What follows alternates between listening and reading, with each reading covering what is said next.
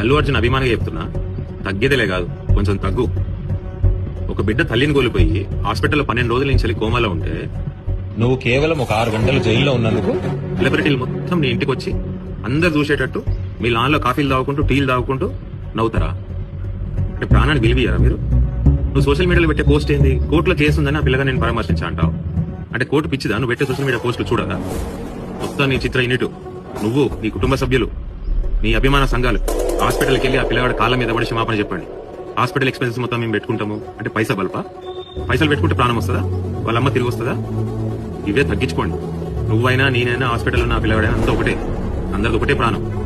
నీకు నిజంగా ముఖ్యమంత్రి అవ్వలేదు ఈ రాష్ట్రానికి? ఈ రాష్ట్రానికి ముఖ్యమంత్రి ఎవరు నీకు తెలియదా? ఇప్పుడు తెలిసిందా ఈ రాష్ట్రానికి ముఖ్యమంత్రి ఎవరు? నిజ జీవితంలో పుష్పరాజ్, నీ లెక్క ఎర్రచందనం మమ్మీ రాలేదు. అంచెలంచెలు కష్టపడుతూ నిన్ను, నన్ను, ఆ పిల్లగాన్ని, వాళ్ళ తల్లిని అందరిని ఒక విధంగా చూసే పుష్పరాజ్ అదే రేవంత్ రెడ్డి. ఇప్పుడైనా గుర్తుంటది కదా, కొంచెం తగ్గు.